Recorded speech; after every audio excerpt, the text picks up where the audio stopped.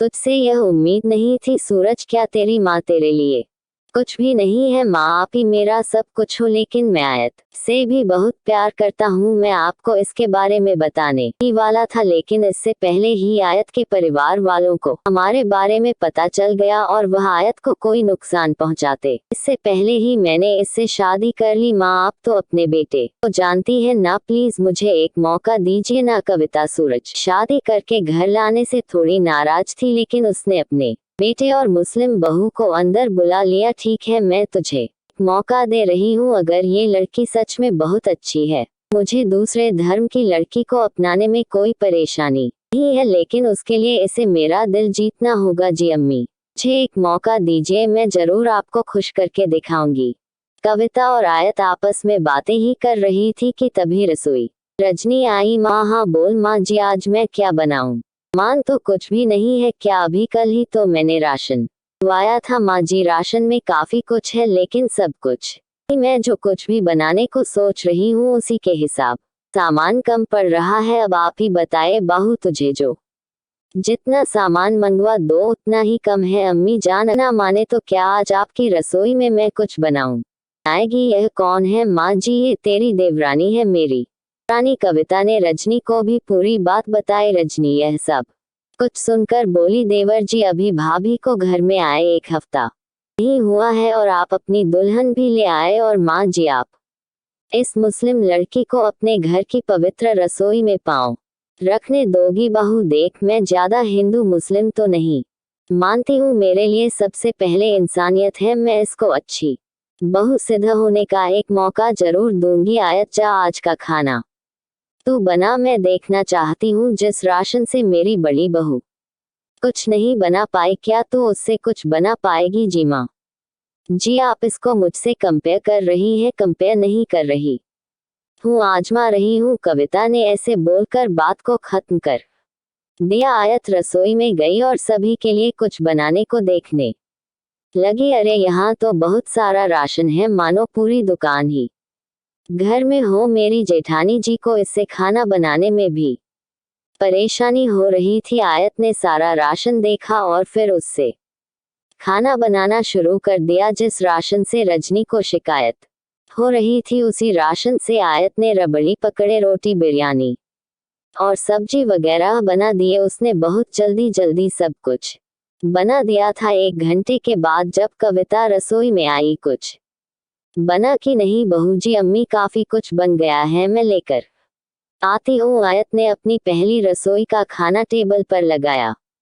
सभी इतने सारे पकवानों को देखकर चौंक गए। ये तुमने नहीं बनाए हैं? नहीं चटानी जी, यह सारा खाना मैंने ही बनाया है। हो ही नहीं सकता, रसोई में इन सब चीजों को बनाने के लिए सामान पूरा ही नहीं था। जो भी सामान था मैंने उसी से ये सब कुछ बनाया है। अरे वाह, लग रहा है जैसे खाना दिल के साथ दिमाग से भी बना है। बहुत अच्छे, लेकिन हाँ अभी भी तुझे काफी कुछ सीखना है। अपनी सास के मुंह से तारीफ सुनकर आयत को खुशी हुई, लेकिन वहीं दूसरी तरफ रजनी सबके बात बुरी तरह से चिढ़ गई थी। ऐसे ही अब रोजाना सिलसिला जारी था, जहां रजनी को रसोई के काम में बस शिकायत ही शिकायत रहती थी। वहीं दूसरी तरफ आयत धीरे धीरे सभी का दिल जीत रही थी। माँ जी मैंने आलू मटर की सब्जी बनाने वाली थी, लेकिन जैसे ही देखा तो टमाटर नहीं है। क्या बहू कुछ ना कुछ तुझे शिकायत रहती ही है? बिना टमाटर के भी सब्जी बन जाती है, टमाटर से खटास आती है। माँ जी बिन टमाटर सब्जी मैं बना तो दूं, लेकिन वो अच्छी नहीं लगेगी, तू रहने दे। आयत बहू जा, तू आज आलू मटर की सब्जी बना। जी अम्मी। आयत रसोई में गई और उसने थोड़ी ही देर में बड़े ही स्वादिष्ट आलू मटर बना दिए। उसे खाकर कविता बोली, बहू सब्जी तो लाजवाब बनी है, तूने कौन सा जादू चलाया? एक भी टमाटर नहीं था, लेकिन फिर भी इसमें खटास आ रही है। हाँ ठानी जी, क्योंकि मैंने इसमें टमाटर की जगह खटाई डाल दी थी। वाह, इसे कहते हैं दिमाग। रजनी बहू कुछ सीख अपनी देवरानी से। हम इसे तो अब मैं बताऊंगी अपनी देवरानी की काबिलियत। और लगातार तारीफों से रजनी जलने लगी थी और अब उसके मन में अपनी देवरानी के काम को बिगाड़ने की तरकीबें आ रही थी, वहीं दूसरी तरफ रमजान भी आ चुके थे। रमजान से एक दिन पहले आयत ने घबराते हुए अपनी सास से पूछा, अम्मी जान कल से रोजे शुरू हैं। मैं भी हर साल रमजान रखती हूँ, क्या इस बार भी मैं रोजे रख सकती हूँ? रोजे बहू, मैंने तुझसे कितनी बार बोला है, मैं ज्यादा धर्म नहीं देखती हूँ, अगर तुझे रोजे रखने हैं तो तू रख ले, लेकिन हाँ, घर का कोई काम रुकना नहीं चाहिए।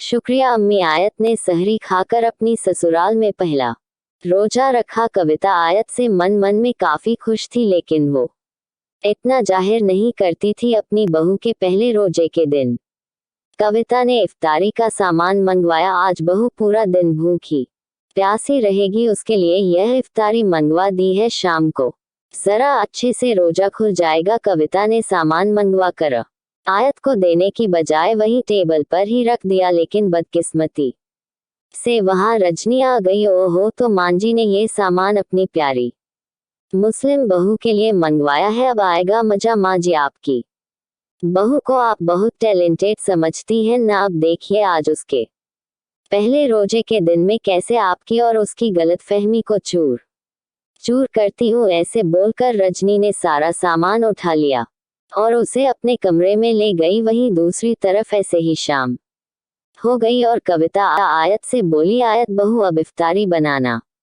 शुरू कर दे, तू आज रमजान से थी ना, तो मैंने तेरी इफ्तारी के लिए सामान मंगवाया है, वही रसोई में ही है। शुक्रिया अम्मी जान। आयत रसोई में आई और सामान देखने लगी, लेकिन उसे तो कुछ भी नहीं मिला। या अल्लाह, अम्मी जान ने सामान कहाँ रखा है? यहाँ पर तो कुछ भी नहीं है, अब मैं क्या करूँ? क्या हुआ देवरानी जी? रोजा रखकर दिमाग की बत्ती बुझ गई क्या? जेठानी जी, बनाओ बनाओ जो तुम्हारे दिमाग में आया, आज मैं भी देखूंगी कि आप क्या बनाओगी। रजनी ऐसे बोलती हुई चली गई। आयत ने किचन के कबर्ड में देखा तो उसे बेसन, मैदा और दूध दिखाई दिया। आज इसी से ही कुछ बना लूंगी। आयत ने उस थोड़े सामान से ही बेसन के पकड़े और मैदा से नमक पारे, मैदे की बर्फी और स्प्रिंग रोल वगैरह बनाकर दूध से लस्सी बना दी और कुछ फल काट लिए। जितना सामान था उससे तो मैं बस ये सभी बना पाए, लेकिन कोई नहीं। एक तरफ आयत ये कर रही थी तो वहीं दूसरी तरफ उसकी सास किसी काम से रजनी के कमरे में गई, जहां पर उसने सामान रखा हुआ देख लिया और वो सब कुछ समझ गई। और इफ्तार के वक्त, यह क्या बहू, मैंने तो तुझे इतना कुछ मंगवा कर दिया था, तब भी तूने बस यही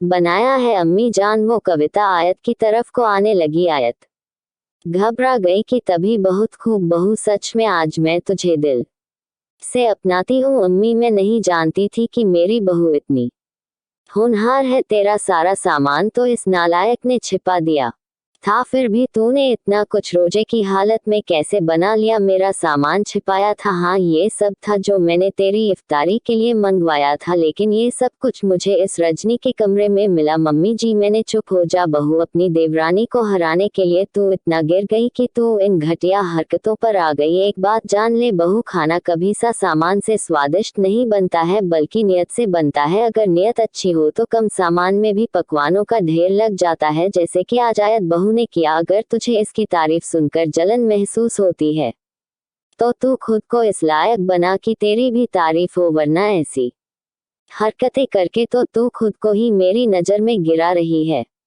अपनी सास की बातें सुनकर रजनी को सब कुछ समझ आ गया और वो बोली, माँ जी मुझे माफ कर दीजिए, मैं बस जलन में ना जाने क्या क्या कर रही थी, आगे से ऐसा नहीं करूंगी। देवरानी जी, आप भी मुझे माफ कर दीजिए ना। नहीं जेठानी जी, माफी मत मांगिए, आज आपकी इस हरकत से मुझे अम्मी जान मिल गई तो और क्या चाहिए। मैं आपसे नाराज नहीं हूँ, तुम अपनी तरह मुझे भी खाना बनाना सिखाओ ना। ठीक है, तो कल से इफ्तारी के पकवान आप मेरे साथ बनवाना, देखना आपको बहुत अच्छा लगेगा। आयत की बात सुनकर रजनी मान गई। अगले दिन दोनों बहुओं ने इफ्तारी के वक्त पकवान बनाए। आयत ने रजनी की पकवान बनाने में बहुत मदद की। दीदी आप मैदे से आलू पैटी बना लो। वो कैसे बनती है? उसके लिए तो कॉर्नफ्लोर चाहिए। नहीं दीदी, वो बिना कॉर्नफ्लोर के भी बन जाती है, मैं आपको बताती हूँ। आयत ऐसे ही रजनी को रोजाना खाना बनाना सिखाती थी। रमजान के लिए दोनों मिलकर अब इफ्तारी भी बनाती थी। अब रजनी सुधर चुकी थी और अब सब कुछ ठीक हो चुका था।